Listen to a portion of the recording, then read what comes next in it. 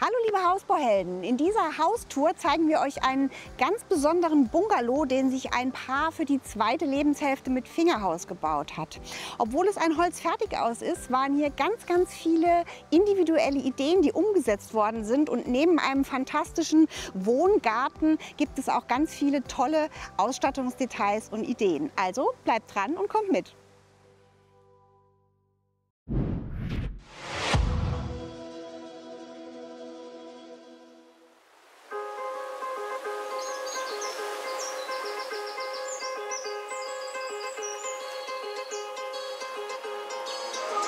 Ja, wir sind jetzt hier schon bei Ilka auf der wunderschönen Terrasse, und für so ein Bungalow braucht man ja auch ein bisschen Platz. Ich glaube, ihr habt Außenmaße von 11,40 Meter mal 15,80 Meter, ja, etwa 143 Quadratmeter Wohnfläche. Wie groß ist denn euer Grundstück? Unser Grundstück sind insgesamt 2000 Quadratmeter.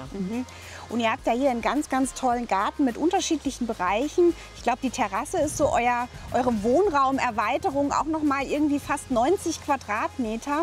Ja, das war uns wichtig, dass wir also möglichst viel vom Jahr auch draußen nutzen können, Platz haben für uns, für die ganze Familie. Und deswegen haben wir 90 Quadratmeter, so ein bisschen auch umlaufend ums Haus geplant, sodass wir auch verschiedene Sitzgruppen und Möglichkeiten unterbringen können, ohne dass es zu eng wird. Ist ja auch immer so ein ganz großes Thema Pflege von so einem Garten. Du hast mir eben schon was erzählt. Ihr habt euch hier bewusst für unbehandelte Eiche entschieden. Die ist ja sehr robust, und ihr wohnt ja auch schon 8 Jahre hier. Habt ihr jetzt hier schon mal irgendwas machen müssen? Nein, ich habe die ganzen Jahre nichts gemacht, außer im letzten Jahr jetzt einmalig behandelt gegen Grünalgenbelag, so ein bisschen, weil sich das andeutete. Und ansonsten ist die wirklich von der Natur so patiniert. Und was so direkt ins Auge fällt bei eurem Haus sind runde Fenster. Sieht man nicht so oft. Wie kommt es denn dazu? Ich bin im Norden Deutschlands groß geworden, bin selber als Kind und Jugendliche viel gesegelt und auf Schiffen auch unterwegs gewesen. Und da gefielen mir immer die Kajütenfenster, diese runden Bullaugen. Und das war so meins, was mich über Jahre immer schon beschäftigt hat, mal für ein Haus, für eine Hausidee. Und als die Möglichkeit jetzt war das bei der Planung auch eine meiner ersten Fragen. Kann man runde Fenster und wie groß sind die möglich, sodass das auch so ein bisschen unser Motiv ist und an 3 Stellen im Haus zu sehen ist. Was habt ihr denn hier außen schon gemacht? Ihr wohnt ja schon seit 8 Jahren hier. Ihr habt mir erzählt, ihr habt das jetzt schon einmal streichen lassen, und zwar mit so einer besonderen Farbe, die so einen Lotus-Effekt hat. Genau, das ist eine hochwertige Farbe, die uns der Maler empfohlen hat, weil wir dann einfach ganz lange nicht irgendwie renovieren müssen, nicht sanieren müssen, die auch ganz, wenn Flecken rankommen oder irgendwie von der Natur Sachen, man ist dem ja einfach mit der Fassade am meisten auch ausgesetzt, dass das am leichtesten abwischbar ist oder auch mit dem Wasserstrahl abzulösen ist. Und es hat einfach, stellen wir fest, eine sehr schöne Optik auch. Je nach Lichteinfall wirkt es sehr samtig und hochwertig. Und das hat uns absolut überzeugt und wir sind begeistert. Stichwort hochwertig. Man muss noch mal sagen, ihr habt nicht nachgestrichen, weil es nach 8 Jahren hässlich war. Ihr hattet einen kleinen Unfall und hättet partiell nachstreichen müssen und habt euch gesagt, dann lieber alles. Aber der Farbton war von Anfang an so. Genau, es ist der gleiche Farbton, nur die Farbe ist höherwertig. Genau. Dann haben wir noch ein Thema hochwertig. Das sind ja eure Fenster. Ihr habt euch für Holz-Alu-Fenster entschieden. Das ist ja auch eine Kostenfrage. Auch da, glaube ich, außen dieses Lichtgrau. Die haben sich jetzt aber gut gehalten in den 8 Jahren. Perfekt, ganz super. Wir sind hochzufrieden damit, also auch mit diesem Mix von Holz und Alu. Also Alu, weil es einfach draußen anspruchsvoller ist von den klimatischen Bedingungen und dem Wetter. Gefällt uns sehr gut, auch vom Farbton her, und innen eben Holz, einfach weil es ein natürlicher Werkstoff ist und zu der Inneneinrichtung hervorragend passt. Und wir sind absolut zufrieden, weil wir keine Mängel, keine Probleme damit haben. Die Fenster schließen gut, die sind super zu reinigen. Also das ist wirklich etwas, was man sich als Bauherr, als Künftiger gut auch vielleicht überlegen sollte.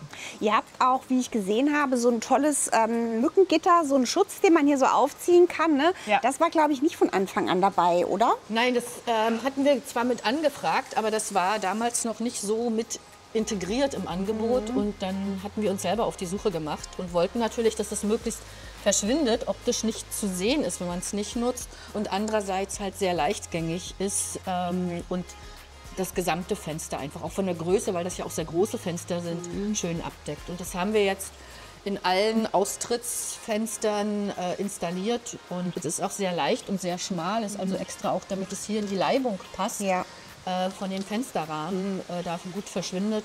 Da sind wir hochzufrieden mit.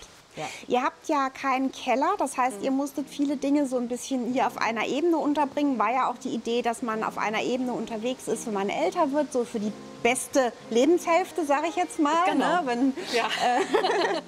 Und würde gerne noch mal so ein bisschen um die Ecke gucken, weil ihr habt so schöne Außenbereiche, wo einfach auch noch ein paar Ideen drin stecken. Gerne.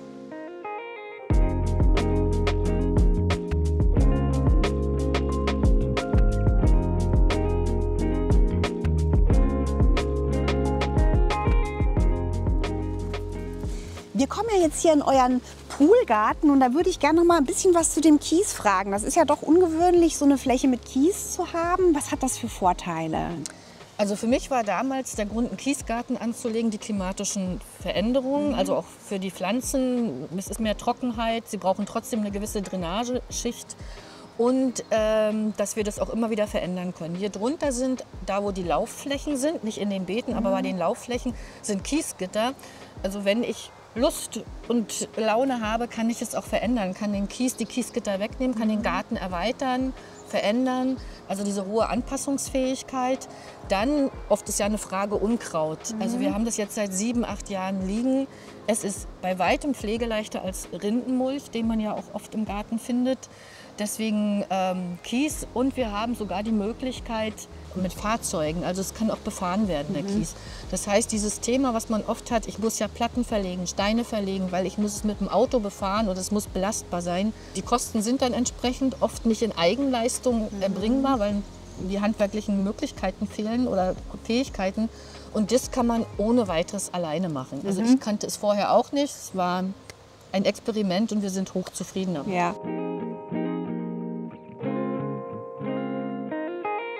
Und dann habt ihr da hinten noch mal so einen kleinen Bereich.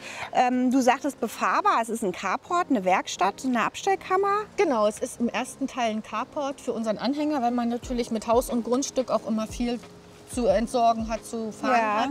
Und im hinteren Teil ist eine kleine Werkstatt für mich, weil ich so ein bisschen Töpfe auch, die ich da nutze und habe damit natürlich einen fantastischen Blick auch in den Garten. Wir sind ja jetzt vorne angekommen, was ich sehr schön finde. Ihr habt gleich den überdachten Eingangsbereich mitgeplant. Das finde ich, sollte man immer machen, diesen Übergang zwischen innen und außen. Und ihr habt auch eine Doppelgarage. Ist die auch vom Haushersteller mitgekommen? Nein, die haben wir selber in Eigenleistung beim anderen Anbieter gekauft und dann aber selber auch in Hausfarbe gestrichen. Wollen wir mal gucken, wie es drin weitergeht? Gerne. Sehr schön.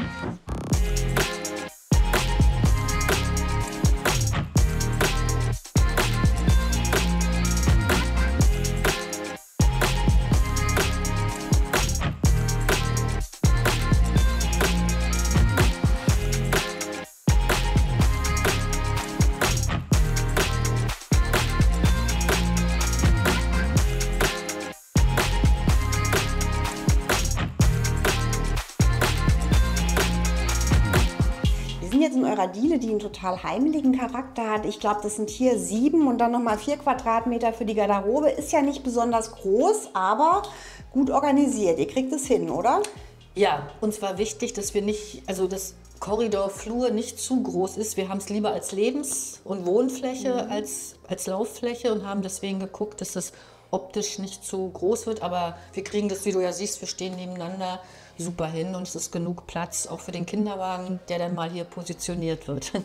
Wir haben ja ein paar besondere Sachen bei der Ausstattung, bei der Gestaltung. Also ich glaube, Raumhöhe war dir ganz wichtig, dass ihr es erhöhen könnt. Auf 2,70 Meter lichte Raumhöhe, macht auch nicht jeder, ne? Aber eben auch, dass es pflegeleicht ist. Du hast hier was und glaube ich auch auf dem Boden was man erstmal so nicht erkennt als das, was es ist. Genau, wir werden oft gefragt, ob das Dielenboden ist, Holz und welches Holz und wie das ist. Und das ist kein Holz, das ist ein Vinylboden. Das klebt, also ein Klebevinyl, was natürlich optisch sehr ansprechend ist und wirklich so einen ganz holzähnlichen Charakter hat und natürlich wirkt. Und sehr, sehr pflegeleicht ist. Wir haben es im gesamten Haus, eben auch im Feuchtraum. Und das war uns wichtig, dass also auch Übergänge in andere Räume möglichst mit dem gleichen Material sind, sodass das Ganze auch optisch groß wirkt dann als Raum. Du hast erzählt, ihr habt Familienmitglieder mit großen Hunden, Kinderwagen, Enkelkinder. Ja. Dieser Boden sieht hier vorne wirklich aus wie neu und es ist eben 8 Jahre alt. Ja, Das würde mit dem genau. Holzboden so nicht gehen, auch in der Küche Nee. und im Bad nicht. Ne? Das- Und ich glaube, auch hier habt ihr euch was überlegt, weil man ja auch beim Reinkommen gerne mal wo dran stößt. Ne? Genau, also ich glaube, das ist immer so der Bereich, der bei den meisten stark abgenutzt ist, erfahre ich auch immer wieder. Und dann doch sind Flecken, Streifen. Und man freut sich nicht, weil man immer sagt, Mensch, Hauseingang ist ja auch irgendwo das Vorzeigebild eines Hauses oder einer Wohnung. Und so haben wir uns für diese selbstgebaute Paneele entschieden. Das ist also Sperrholz mit aufgesetzten Leisten, die auch noch zusätzlich angenagelt sind, damit sie wirklich halten, weil beim Kleben, man sieht dann doch manchmal Fugen und dann geschliffen wurden und in der Wandfarbe lackiert wurde. In einem matten Lack, weil die Wandfarbe auch eine sehr matte Optik hat. Ihr habt noch andere Sachen in Wandfarbe, nämlich auch die Fußleisten und die Türrahmen. Wir werden nachher sehen, wenn der andere Raum eine andere Farbe hat, ist es auch zweifarbig. Das ist auch eine sehr schöne Idee, dass das Ganze so ein bisschen mehr verschmilzt, ne? Der Türrahmen mit der Wand. Genau, und es hatte die erste Zeit, eben, oder die ersten Jahre doch gestört, diese weißen Türen, die ja optisch auch, gerade wenn man nicht weiß als Wandfarbe hat, doch arg auffallen. Und haben uns da so ein bisschen durch unsere Schwedenreisen inspirieren lassen und haben deswegen das gewagt, die Türen, die Türflächen als auch die Rahmen und die Sockelleisten in der Wandfarbe zu streichen und sind damit hochzufrieden, weil es einfach nochmal eine sehr ruhige, angenehme Ausstrahlung hat. Dahinter ist der Technikraum, da schauen wir nachher rein. Wir haben ja das Stichwort Technik. Ich sehe schon, ihr habt wenig und auch sehr besondere Schalter. Ganz kurz dazu, ihr habt so ein funkbasiertes Smart Home System für Licht und Beschattung. Dein Mann hat selbst Lüftung, Heizung, diese ganze Technik in Eigenleistung gemacht. Und es gibt da noch eine ganz nette Stelle, wo ein bisschen was versteckt ist. An mehreren Stellen eigentlich. Da würde ich gerne auch noch mal reingucken. Genau, der Flur ist, man muss immer viel unterkriegen mit Schuhen, mit Jacken und eben auch von der anderen Seite haben wir ja den Ofen, so dass wir überlegt haben, das alles zu verstecken. Hier ist halt der Kamin, genau, sehr gut versteckt und wir können es gleich nutzen für Schlüssel und Kleinigkeiten und ich mag Technik nicht, jedenfalls nicht sichtbare Technik und wir haben zwar ein Steuerungssystem, so wie du sagst, Automatik, aber damit wir trotzdem auch manuell das beeinflussen können, sind hier halt die Schalter untergebracht für die Jalousien und das Einbauschränke beim Tischler hatten uns ein Angebot machen lassen und es war doch sehr teuer und kostenintensiv und man guckt gerade so in der Einrichtungs- und Bauphase, wo splittet man wie die Kosten auf. Das ist von einem großen Möbelhersteller, die Küche, die man also, es sind Küchenmöbel eigentlich und wie ich finde ja auch mit einer schönen Optik und die haben wir hier eingebaut, die passten von den Maßen und nutzen das. Das sind eigentlich aus Apothekerschränken von diesem Anbieter für die Küche, das für die Schuhe, was natürlich viel Platz schafft und für uns unheimlich zweckmäßig ist. Super. Hier kommt euer Gästebereich, den schauen wir uns nachher an. Da gibt es ein Gästezimmer, ein Bad. War euch auch wichtig, dass die so für sich und im Hauseingangsbereich sind, wenn eure erwachsenen Kinder mal da sind zum Beispiel. Wir hatten jetzt schon das Stichwort Küche und das Spannende ist, dass die ja nur 6,5 Quadratmeter groß ist. Das ist ja erstmal nicht viel, aber du hast es, glaube ich, so geplant, dass du schon von vornherein für alles einen Platz hattest. Genau, als wir beim Küchenhersteller waren und uns die Küche ausgesucht hatten, habe ich sozusagen den Grund oder die Zeichnung genommen und habe in die einzelnen Schränke reingeschrieben auf die Zeichnung, wo was denn aus der alten Küche hin soll, um gleich zu gucken, passt es alles, ist es zweckmäßig, ist auch es dort, wie es für meinen Alltag, für den Küchengebrauch hilfreich ist und nützlich und so entsprechend war das denn, die Küche wurde eingebaut und am gleichen Abend habe ich sie auch schon eingerichtet. Wieder in den Schränken war das ganz leicht zu handeln. Eine schöne Geschichte gibt es ja zu dieser wunderbaren Arbeitsplatte. Das ist ein Naturstein, ne? Ja. Du hast mir gesagt, ein Kalzit, Quarzit, genau. Und die Maserung und das Muster, der Stein heißt Mont Blanc. Und sollte eben optisch auch sowohl zum Fußboden, man sieht hier so ein bisschen den Holzton, ne, diesen Cremeton, als auch die Anthrazite, Grau- und Weißtöne, sollte sozusagen die Inneneinrichtung so ein bisschen auch widerspiegeln. Und der Hersteller hat sich da eben auch viel bei gedacht, weil wir hier einen langen Überstand haben, der eigentlich so nicht möglich ist, weil die Bruchgefahr oder Rissgefahr groß ist. Da wurde dann technologisch hier unter doch geguckt, dass man das anpasst und entsprechend abstützt, ohne dass der Stein, so wirkt es ja von außen, mit der entsprechenden Dicke von den 3 Zentimetern das ist, was ja wiederum sehr kostenintensiv wäre. Also ich habe das mal gemessen, das sind glaube ich irgendwie 2,70 mal 1,20 fast. Ja. Und wenn das wirklich so dick wäre, das würde ja kein Mensch mehr packen. Ich habe gesehen, ihr habt da praktisch so Stahlrohre drunter, weil auch der Ausschnitt, dieser große für dieses Feld, wäre glaube ich problematisch gewesen. Das wollte der Steinmetz erstmal nicht machen. Ne? Genau, genau. So waren wir dann im Gespräch und in Beratung und dadurch, dass Männer ja immer doch gute Ideen haben, was so Technologien und Arbeitsabläufe betrifft, kann man dann Frauen auch? Frauen auch, natürlich, da kommen wir noch zu dem einen oder anderen Thema, war das eben dann diese Unterkonstruktion, um das Ganze stabil zu halten. Und damit wir eben auch, was für uns zweckmäßig ist, das mit den Barhockern nutzen können, gerade wenn man mit Familie viel kocht, einige stehen daneben, ist hier noch eine schöne Fläche mit dem Überstand, die wir nutzen können. Und wo wir gerade Männer und Technik hatten, Männer können sich auch für Gestaltung interessieren. Dein Mann hat mir nämlich gesagt, er schaut jetzt, dass es diesen Dunstabzug auch noch mit einer hellen Abdeckplatte gibt, weil das würde ihn jetzt stören hier. Also man kann das hochfahren, glaube ich, ne? Und dann hat man da gleich auch so ein bisschen den Spritzschutz. Ihr wolltet hier oben nichts hängen haben. Und natürlich diese Muldenabzüge nach unten haben auch immer den Nachteil, dass man hier Stauraum verliert, wenn man da sparsam mit sein muss. Und was ganz besonders schön ist, was ich gerne noch zeigen würde, ist dieses Waschbecken. Das sieht ja so aus, als wäre es auch aus Naturstein. Genau, das war ein Angebot des Steinmetz der Firma auch, das optisch sozusagen gleich die Platte innen fortzusetzen. Das heißt, der Rahmen hier ist im gleichen Stein und nur der Boden ist dann das Edelstahlbecken, was natürlich optisch unheimlich Raum auch wieder schafft und sehr schön ist. Man sieht schon, die Kante ist natürlich ein bisschen empfindlich, ne? Weil das ist auf Gärung geschnittener Naturstein, der ist dann sehr schmal da oben. Ne? Genau, genau. Ja. Das lässt sich nochmal wieder auch nacharbeiten und ausgleichen. Genau, die ist jetzt 6 Jahre fast. Ich glaube, durch die tägliche Nutzung, und hier wird wirklich täglich gekocht und gearbeitet, ist einfach so eine Küche dann auch arg beansprucht. Ja, klar. Was ich auch total schön finde, ihr habt überhaupt keine Fliesen an der Wand. Habt das hier hochgezogen, auch in dem Naturstein, nette Idee. Und auch hier diese Paneele, ne, die man halt, sagen wir mal, leicht abwischen kann und genau, das war eben, wenn man spült, da ist auch der Mülleimer drunter integriert. Es ist einfach, die Wände sind dann doch sehr beansprucht. Und da hatten wir im Zuge jetzt, als wir das geplant und überlegt haben, auch gleich für die Küche das gemacht auf beiden Seiten, weil hier durch den Backofen natürlich auch immer wieder mal doch was spritzt oder so. Und wir wollten keine Fliesen, also es sollte einfach auch zur Wand passen und nicht noch optisch herausstechen. Und auch hier gab es eine nette Idee, das sieht ja so aus, als wäre das eine Einbaunische für die Küche. Auch da habt ihr gesagt, wir bauen selber diese Schürze da oben hin, haben es dann verspachteln lassen, nur dass man mal weiß, an welchem Zeitpunkt man da schon dran denken muss. Ne? Unbedingt, genau. Also das war bei der Planung gleich.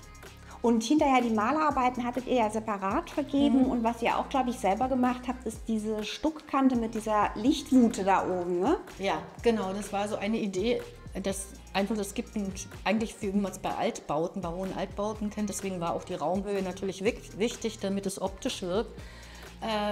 Dass wir einerseits das natürlich als wunderschönes schmückendes Element haben, diese Stuckleiste, weil sie ein anderes Raumgefühl nochmal gibt und wir sie aber gleich natürlich nutzen konnten für ein Lichtkonzept, was natürlich anpassungsfähig ist von der Lichtstärke, Lichthelligkeit und die Möglichkeit schafft, dass der Raum nicht so mit so vielen Lampen irgendwo, gerade mit Hängelampen, bestückt ist. Man sieht ja jetzt hier ein technisches Ding, das lässt sich nicht vermeiden. Das ist, glaube ich, dieser Druckwächter für euren schönen Kamin. Da können wir ja gleich mal um die Ecke gucken, weil ihr habt, wie gesagt, eine kontrollierte Lüftungsanlage. Dein Mann hat mir auch erzählt, die Abluft wird bei dem Hersteller oder die Zuluft im Boden geführt. Deshalb hat man in der Decke auch keine Luftauslässe. Genau. Und der Vorteil sei, dass man eben praktisch die Kühlung von der Fußbodenheizung im Sommer eben auch gleich zur Vorkühlung der Lüftungsluft benutzen kann, beziehungsweise dann im Winter natürlich, wenn die Fußbodenheizung heizt, auch die Lüftungsluft schon vorgewärmt ist. Genau. Also das mehrere Vorteile hat in mehrere einem. Vorteile, das wollte ich gerade auch genau nochmal unterstützen. Gerade auch im Sommer ist es unheimlich angenehm, weil das die Raumtemperatur und das Gefühl beim Laufen einfach nochmal sehr angenehm macht. Ihr habt ja ein hochgedämmtes Haus, trotzdem habt ihr euch für so einen Grundofen entschieden. Und der hat hier auch nochmal eine ganz besondere Oberflächengestaltung. Magst du uns dazu noch was erzählen? Genau, im Zuge des Malerns nochmal haben wir uns auch nochmal für eine andere Optik vom Ofen entschieden. Das ist eine Marmorierung, die aufgetragen wird. Ist also sehr glatt, wie man es auch von Marmor kennt. Andererseits hat es halt die Oberfläche, die individuell gestaltet werden kann. Und die Farbe ist die gleiche oder der gleiche Farbton wie die Wand. Dieser Wohn-Ess-Kochbereich ist ja fast, ich glaube, 57 Quadratmeter, also wirklich sehr, sehr groß. Du hast mir schon gesagt, ihr habt hier schon riesen Familienfeiern gehabt, dass man eben auch einen Tisch aufstellen kann, dass es euch wichtig war, die Wohnfläche eigentlich in einen großen Raum zu bekommen. Und es wunderschön ist, auch hier diese großen Übereckfenster zu haben. Ihr habt jetzt hier zweimal so ein riesen Hebe-Schiebe-Element. Ich glaube, es sind 3 Meter mal 2,70, also auch da ein bisschen erhöht, ne, mit der Raumhöhe. Und da habt ihr eine Festverglasung, davor läuft ein Rollladen. Genau. Hat euch das jemals gestört, dass man den innen nicht sauber machen kann, wenn man den vor einer Festverglasung hat? Nee, war nie ein Thema. Also ist auch keins für uns, gar nicht. Ja. Und diese runden Fenster ist klar, das ist jetzt wunderschön. Jetzt sieht man auch hier eigentlich, was das für eine Atmosphäre schafft. Da kann man natürlich dann keine Rollläden oder Verschattung oder irgendwas machen. Das muss man wissen. Das war uns bewusst und das muss man dann so hinnehmen, wenn man es will. Genau. Ja. Aber aufmachen kann man das oben? Man kann es anklappen, aber man kann es auch komplett durch eine Mechanik herauslösen, sodass man, wenn man es reinigen möchte, also auch komplett herunterklappen kann. Hier gibt es ja auch noch ein paar nette Ideen, sowohl zu diesem Sideboard, glaube ich, als auch zu diesem Kunstwerk. Wir haben es jetzt mal angemacht. Das ist nämlich ein Fernseher, ne? Genau, ich bin, wie du ja schon mal richtig gesagt hast, nicht so ein Technikfreund. Also Technik schon, aber sie sollte versteckt und unsichtbar sein, integriert sein. Und insofern war die Idee jetzt mit dem Fernseher hier, mit dem Frame, eine, die natürlich optimal ist, weil es wirkt wie ein Bild. Man kann es mit verschiedenen Bildern oder Fotos hinterlegen und man kann auch den Rahmen wechseln, passend natürlich zu seiner Ausstattung. Und insofern war das eine super Lösung, die mir sehr entgegenkam. Finde ich auch toll, da nicht so ein schwarzes Ding hängen zu haben. Und das passt jetzt auch wunderbar zu diesem Sideboard. Da gibt's zu diesen Badmöbeln, genau. Ja, das ist eigentlich, sind das Badmöbel. Weil wir natürlich auf die Länge passend zum Raum ein langes Sideboard suchten, was es so normal in der Größe nicht gab. Und wir wollten keine Füße, damit es pflegeleicht ist, damit man, wenn man wischt und man reinigt den Raum, nicht erst um die Füße auch noch herum säubern muss. Und insofern hatte ich einen Online-Shop gefunden, wo ich Badmöbel konfigurieren konnte und dann auch die Oberflächen, das Material wählen konnte, die Innenausstattung und das zusammenstellen konnte. Und insofern ist dieses Sideboard eigentlich ein Badmöbel. Und diese Griffe konnte man dann, die waren nämlich in eurer Garderobe auch schon dran, einfach anbringen, dass das einheitlich ist. Richtig, ja. Hier sieht man das jetzt auch mal ganz, ganz schön, finde ich. Ihr habt euch ja schon für diese flächenbündigen Türen entschieden. Wie schön das dann ist, wenn das eigentlich alles in Wandfarbe gestrichen ist. Und hier haben wir ja jetzt auch noch eine ganz besondere Wandgestaltung. Wie habt ihr das hingekriegt? Das sind Riemchen, die wir erst als Muster uns haben schicken lassen, um so ein bisschen auch zu gucken von der Oberfläche, von der Farbigkeit. Und die fühlen sich sehr authentisch an, tatsächlich wie Stein. Ne? Das ist kein Styropor, sondern das sind Klinkerriemchen wirklich. Genau, richtig Klinkerriemchen, die auch eine tolle Oberflächenstruktur haben. Wie du sagst, nicht glatt, sondern sehr, sehr hochwertig auch da wirken. Und die haben wir dann selber aufgeklebt. Also das kann man wirklich in Handarbeit. Da war auch eine Anleitung mit bei, wie man das macht. Und ich habe sie dann in monatelanger Kleinarbeit immer so ein bisschen verfugt, auch entsprechend. Du hast dir ja sehr viel Gedanken über Materialien und Farben gemacht und hast so ein Moodbook angelegt, so ein ganz klassisches auf Papier, weil du gesagt hast, es hilft einfach, wenn man mit Ausstattern spricht, auch sich verständlich auszudrücken. Ne? Welche Richtung, welche Stimmung möchte ich haben? Und ich glaube, wir sehen da hinter euch jetzt etwas, da ist ein Arbeitszimmer, was ganz lange noch unabgetrennt, also offen war. Diese Ja. Tür ist später reingekommen und die macht einen total hochwertigen Eindruck aus Metall. Da habt ihr also erst offen und jetzt... Genau, haben wir auch bei der Planung damals, bei der Grundrissplanung so geplant, dass das offen blieb und das also nur, dass der Pfeiler und oben halt der Sturz mit gesetzt wurden, weil wir uns offen lassen wollten, das auch noch als Gästezimmer beziehungsweise mein Arbeitszimmer zu nutzen, was natürlich nicht abgetrennt sein sollte vom Wohnbereich, sodass man eigentlich isoliert ist, wenn man noch mal abends was arbeitet. Andererseits natürlich doch für sich ist und auch so ein bisschen akustisch abgetrennt ist. Und insofern war das die Lösung und jetzt eben dann auch mit diesen Lofttüren und dem Fenster gefällt uns optimal. Wir haben jetzt hier das Arbeits- oder manchmal auch Gästezimmer. Das sind nochmal 13 Quadratmeter, wenn ich mich richtig erinnere. Auch hier nochmal so eine schöne Nische mit einem Einbauschrank, der keiner ist. Ja, genau. Und hier auch ganz, ganz viel Licht und einen wunderschönen Blick. Also so würde ich auch gern arbeiten. Das war bei der Planung natürlich mit so ein Favorit, so ein Eyecatcher, dass ich den Blick in den Garten habe und mit nutzen kann. Andererseits der Tisch ist auf Rollen, den natürlich auch jederzeit ohne weiteres wegrollen kann, wenn wir mehr Platz brauchen. Und wir diesen Raum, dadurch, dass er jetzt auch diese Lofttür und das Fenster hat, mit als Gästezimmer nutzen können dann. Du hast auch erwähnt, es war dir wichtig, einen Hausanbieter zu finden, wo man wirklich total frei den Grundriss planen kann, auch nicht so viele statische Einschränkungen hat und sagt, das war für euch auch ein Kriterium, weil man eben diesen Riesenraum auch gar nicht in Holzbau von jedem so gemacht kriegt. Ihr habt, glaube ich, an ein, zwei Stellen dann so einen deckengleichen Stahlträger. Aber das war kein Problem. Genau, das war kein Problem. Wenn man guckt, der Wohn-, Ess- und Küchenbereich ist halt sehr, sehr groß und gut zu nutzen. Und das war uns wichtig für unsere Lebensweise, weil wir es gerne offen und groß haben. Trotzdem natürlich so ein bisschen auch abgeteilte Bereiche, die aber nicht in sich abgeschlossen sind. Und da war unser Hausanbieter wirklich einer der wenigen, die das da zu dem Zeitpunkt möglich gemacht hatten. Und das war mit ein entscheidendes Kriterium, ja. Rückzugsbereich haben wir jetzt gerade schon angesprochen. Euer Rückzugsbereich ist dann hier. Ja. Da haben wir nochmal Schlafzimmer und Bad. Und das ist auch Genau. ganz spannend. Fein, dann gucken wir doch mal. Ja.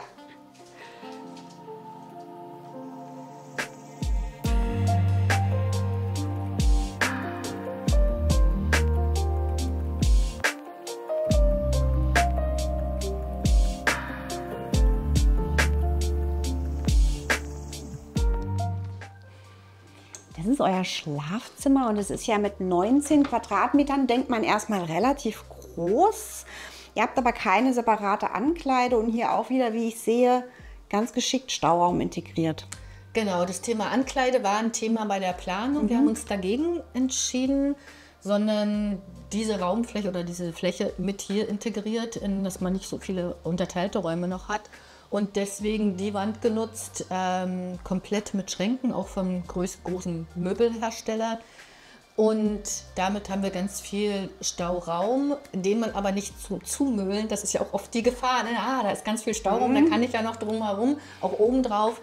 Deswegen auch hier wieder die Wand oben vorgezogen, mit Rehgips auch wieder gespachtelt, gestrichen, sodass es wirkt wie Einbauschränke, sich gut in die Wand integriert, aber eben auch aufgeräumt aussieht. Man legt nichts drauf, was dann zustaubt. Und ihr habt, glaube ich, auch unter eurem Bett nochmal Stauraum, Genau. was ein bisschen höher ist. Das sieht man hier durch die Schubkästen, die sind eben umlaufend, auch von hinten, sodass wir da auch noch ganz viel unterbringen können. Ihr habt eine relativ hohe Fensterbrüstung. Als ich den Raum im Plan gesehen habe, dachte ich, oh, hoffentlich ist es nicht zu dunkel, aber ist überhaupt kein Problem. 1,30 Brüstung, das Fenster ist fast 3 Meter breit. Warum habt ihr da nicht größer aufgemacht?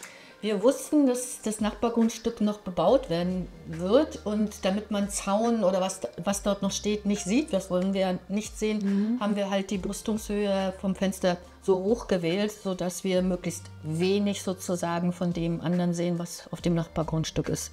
Und lieber in der Breite natürlich das Licht mit nutzen. Habt ihr das im Bad nebendran genauso gemacht? genau. Gucken wir doch da auch mal rein. Gerne.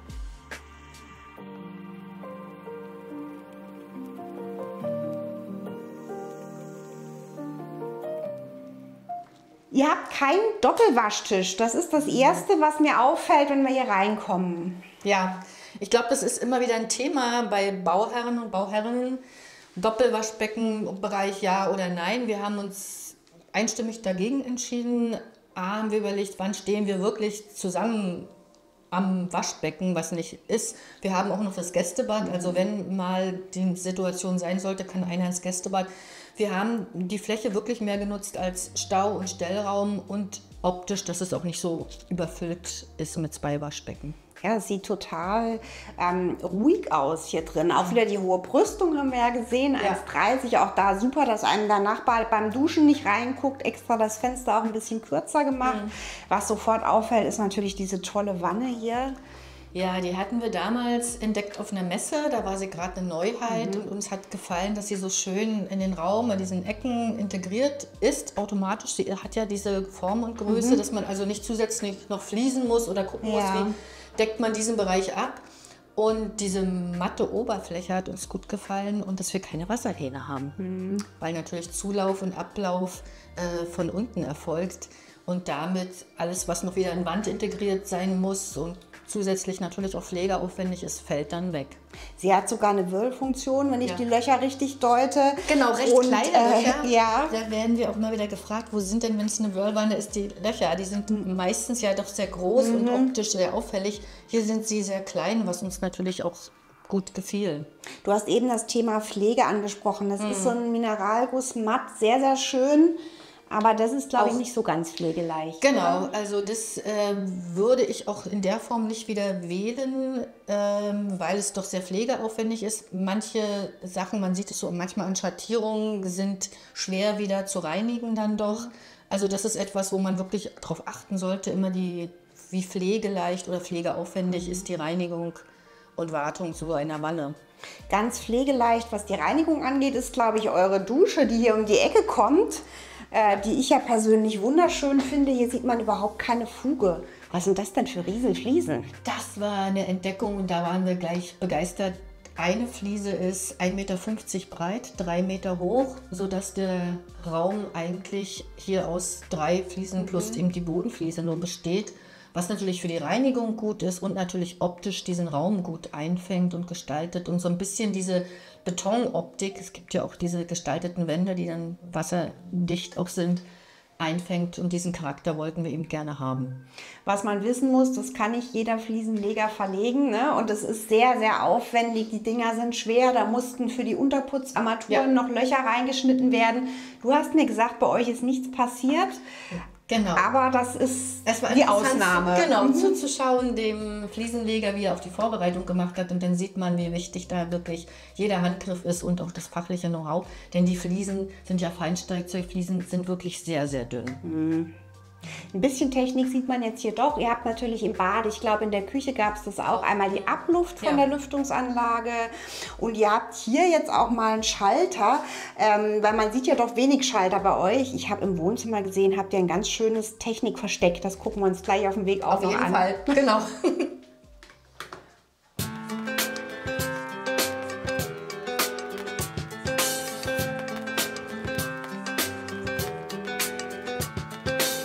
Ihr habt ja ein funkbasiertes Smart Home System, was den Vorteil hat, man muss keine Schalter verkabeln. Man kann die, wenn man sich schon eingewohnt hat, an die Stellen einfach an die Wand heften, wo man sie gerne braucht. Und ihr habt natürlich auch ein Bedientablet in der Wand eingelassen. Ja. Dein Mann fand das ganz toll, du fandest es nicht so toll. Du hast da... Genau, ich bin ja eher so die, wo man Technik nicht sehen soll und hatte dann so nach dem ersten Einleben die Idee, einfach ein Bild davor zu hängen, weil man ja nun nicht pausenlos an die Steuerung heran muss, so dass das Tablet hier gut versteckt ist und trotzdem natürlich leicht zu bedienen hier im Raum. Man muss dazu sagen, es geht auch per App und per Sprachsteuerung, das funktioniert auch. Das heißt, man kann sich auch ganz gut ohne Schalter behelfen und ihr habt auch schon erzählt, ihr könnt Szenen programmieren, wenn ihr heimkommt, geht schon das Licht im Vorraum an und lauter solche netten Sachen. Und ein bisschen müssen wir jetzt doch noch über Technik reden. Ihr habt nämlich auch dran gedacht, das finde ich ganz wichtig, in den Garten an beide Seiten so eine Unterverteilung rauslegen zu lassen, dass ihr für den großen Garten überall Strom habt. Genau. Und wie gesagt, Photovoltaik 11,5 Kilowatt Peak. Ihr habt einen ganz großen Hauswirtschaftsraum. Du hattest damit viele schöne Ideen und den schauen wir uns jetzt auch noch an, würde ich sagen. Gut.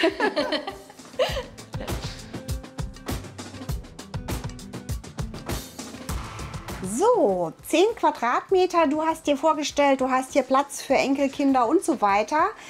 Jetzt sehen wir hier schon einen ganz, ganz großen 750 Liter Pufferspeicher. Der ist dazu da, dass ihr eure Photovoltaikenergie noch besser nutzen könnt. Der wird aufgeheizt, wenn viel Sonne scheint. Ist ein zusätzlicher Puffer. Ihr habt einen großen Batteriespeicher hier und auch noch die andere Technik, normalen Warmwasserspeicher, was man so braucht. Aber ein bisschen eine schöne Ecke hast du dir auch bewahrt, ne? Genau, genau. Eigentlich sollte der Hauswirtschaftsraum wirklich so in dem Sinne ein Hauswirtschaftsraum sein, wo ich bügeln kann, wo man ein großes Ausgussbecken hat, wo man aus dem Garten kommt oder die schmutzigen Stiefel und nassen Sachen gut lassen kann. Der wurde natürlich aufgrund der Technikplanung arg reduziert, so dass ich geguckt habe, Technik, ja, die muss sein, die ist auch nach wie vor ganz wichtig, einfach auch um bestimmte Dinge in Gang zu halten. Andererseits sollte es natürlich auch wohnlich wirken und deswegen haben wir hier nochmal selber dann gebaut, um auch so ein bisschen Stauraum zu haben. Es ist ja auch immer ein Punkt in Hauswirtschaftsräumen, dass man so ein bisschen Lagerhaltung, Vorräte oder Dinge, die man unterbringen muss, hier lassen kann. Und du hast da hinten eine sehr schöne Tapete und hast ein Fenster, Tageslicht. Das ist einfach ganz wichtig, das sollte man nicht vergessen. Und der Hauswirtschaftsraum kann eigentlich nie zu groß geplant sein. Gebe ich dir total recht. Dann schauen wir noch den Gästetrakt an, Gerne. oder? Hier haben wir jetzt, glaube ich, 12 Quadratmeter und es ist so ein bisschen kombiniertes Gäste- und Arbeitszimmer. Und was jetzt hier für mich als erstes ins Auge fällt, ist diese besondere Fensterteilung. Genau, die hatte ich mir überlegt, einerseits auch wegen der Enkelkinder, dass die eben nicht ohne weiteres, auch wenn sie nachher in die Höhe kommen, Fenster öffnen können. Andererseits möchte man frische Luft haben und deswegen oben dieses Fensterband, weil das auch so ein Aspekt der Sicherheit ist. Und gleichzeitig auch können wir das offen lassen, weil es auch vom Einbruch her nicht so gefährdet ist wie die Fenster, die man ohne weiteres ja aufstoßen oder reingehen kann. Und wir haben hier eine etwas andere Farbstimmung. Genau, hatten wir in unserer letzten Wohnung so diese grau-grünen Töne und mein Mann wollte das gerne wieder, sodass dieser Raum der einzige ist, der eine andere Farbkonstellation hat. Auch eine sehr, sehr sanfte, zurückhaltende matte Farbe. Es ist so ein wirklich grau-grün zwischen Eukalyptus und Salbei. Kann man sich das so vorstellen. Es ist eine besonders wohngesunde Farbe, auch hast du mir erzählt. Und direkt daneben ist das Gästebad, damit das so eine Einheit ist. Hier haben wir jetzt 3,5 Quadratmeter. Das ist ja eigentlich nicht so groß. Trotzdem hat man hier total Platz, weil ihr eine sehr nette Idee für die Dusche hattet, ne? Ja, wir wollten natürlich die Gäste nicht benachteiligen. Wir haben ja, wie du gesehen hast, eine sehr, sehr große Dusche und haben uns diese Lösung überlegt. Also das ist einmal 1 Meter auch, also auch eigentlich eine ganz normale oder große Dusche. Nur, dass man die Glaswände nach innen hinein bewegen kann, sodass man trotzdem diesen offenen, großen Bereich hat, also dass die flexibel sind, sodass man hier eine gute Bewegungsfreiheit hat. Und auch sehr schön hier nochmal das runde Fenster. Genau, das ist ja nun neben der Eingangstür und deswegen passt das optisch, finden wir, ganz gut.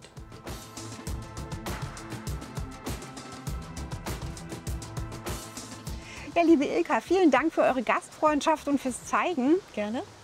Wenn ihr euch die Grundrisse zu dem Haus anschauen wollt oder Kontakt zum Hersteller sucht, packe ich euch wie immer die Infos unten in die Videobeschreibung. Da findet ihr einen Link in unsere Hausdatenbank. Und wenn ihr noch mehr Videos vom gleichen Hersteller oder von uns sehen wollt, findet ihr die hier. Und am besten abonniert ihr einfach unseren Kanal. Denn dann verpasst ihr auch alle weiteren Videos nicht von und für Hausbauhelden.